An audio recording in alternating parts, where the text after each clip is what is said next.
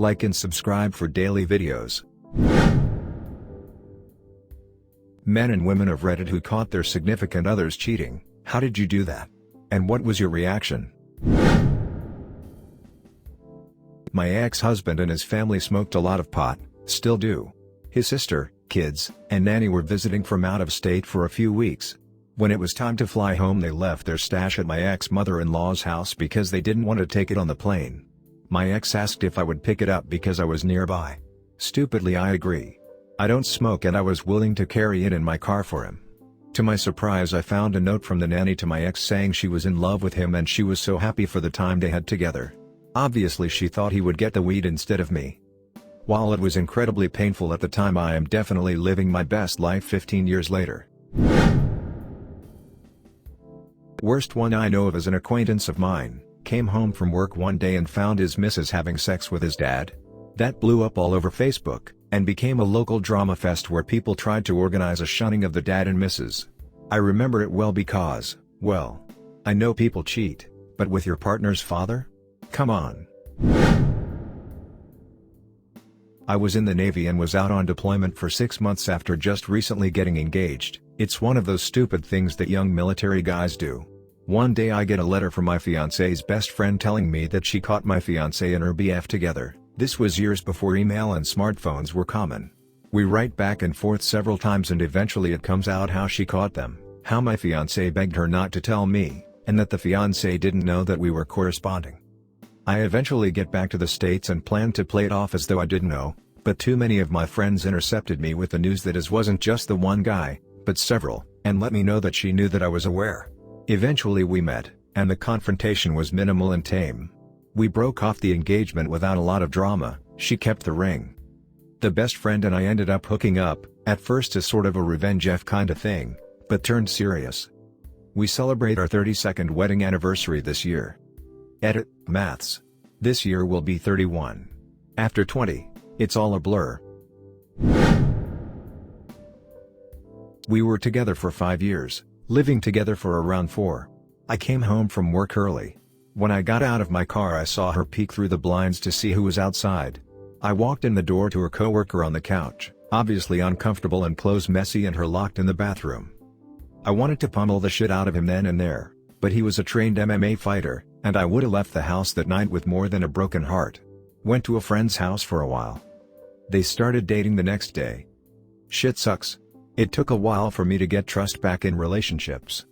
Edit, her coworker had been to many gatherings, and no, I wouldn't beat a woman's ass even though, yes, she was more deserving.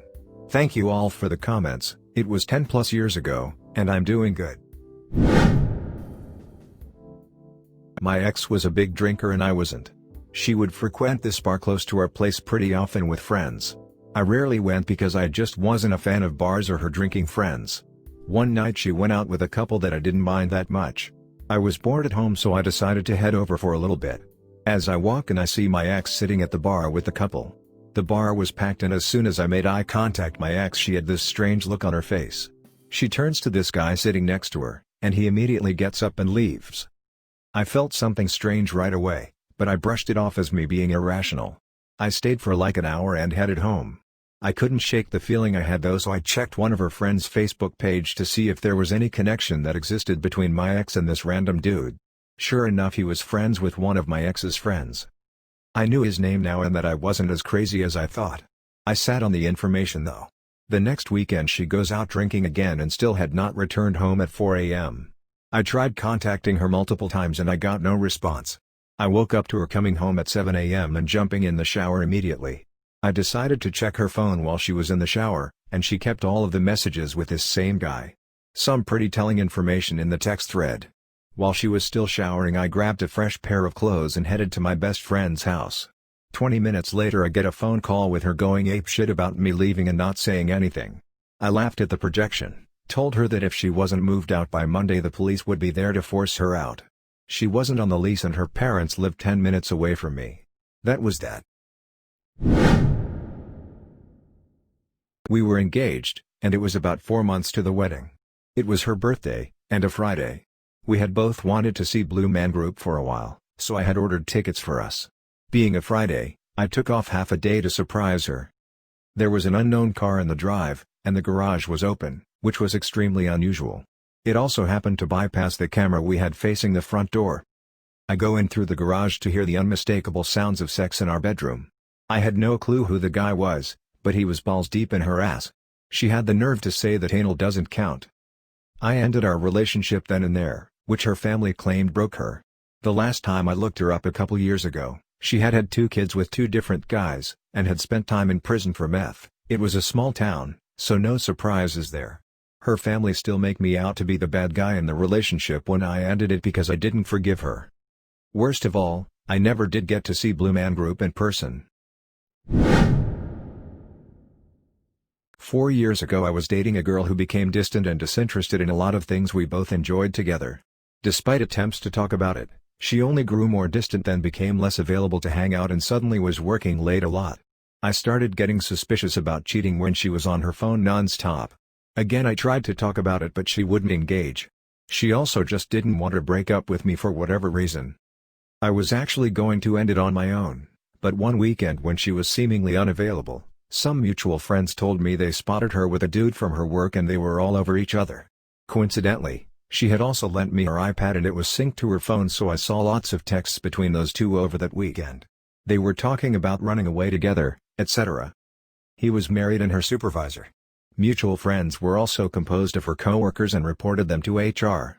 They were both forced to do training on not sleeping with coworkers, they were both denied promotion, his wife left him, and she moved overseas. Sucked at the time, I was devastated, but karma got them good. I owned a house with my fiancé. I woke up in the middle of the night and he wasn't in bed. I went searching. His truck and another vehicle were in the driveway. Then, I went upstairs and found the guest bedroom was locked. After barging my way in, I found him with another woman in bed. That bed happened to be my childhood bed. He forced me out of the room. Literally grabbed me by the neck and pushed me out and closed the door back. I knew I couldn't do anything at that point, so I called his parents who lived a few blocks away. His dad showed up and another fight broke out. I ended up leaving and staying at his parents until dawn. I moved out that weekend and let the house foreclose. 9 years later. It's finally off my credit report. I'm happily married to an amazing man and we own a beautiful home together. This isn't my story, but my parents. My mom had a boyfriend when my parents met, and she broke up with him to be with my dad. Fast forward 10 years or so, my parents are married with 2 kids, my older brother and me. Anyway, she travels for work semi-often and she started taking trips to see her friend in Chicago. I was young enough that I don't really remember when it started, but I noticed that my dad was really irritable on these weekends. I think I was about 12 when I realized what was going on. I figured it out before my brother did. I used to sit at the top of the stairs and listen to my parents argue. I don't even remember if I heard something that gave it away, if it slowly dawned on me as I grew up, or if one day it just hit me. It's always just been a part of my life that my mom lies. Still is. My dad used to beg me to not say anything to her that I knew because A, he was desperate to keep the family together, and 2, my mom would get on his case for getting the kids involved. No joke? One day, during the summer after I graduated high school, I came home from work to find my mom in the garage loading up her car. I asked her why she was putting blankets in her car and she got quiet for a moment and said, "Well, I'm moving out." I just went inside. Later she texted my dad that she had moved to her brother's house. That's how he found out. They were married for 20 years and she sent him a fucking text message. I don't know if she was planning on telling me at all if I hadn't happened to come home when I did, or if she would have just disappeared. There have been times when she left without telling me she was going somewhere. I'd realize that I hadn't seen my mother in a few days and ask my dad where she was and he'd be like, "Oh, she didn't tell you? She's in Montreal for a week." Or something like that. So anything possible. ETA, also this thread had around 300 comments when I started typing this, and by the time I posted it was at 1.3k, so this is totally going to get buried. Lamau.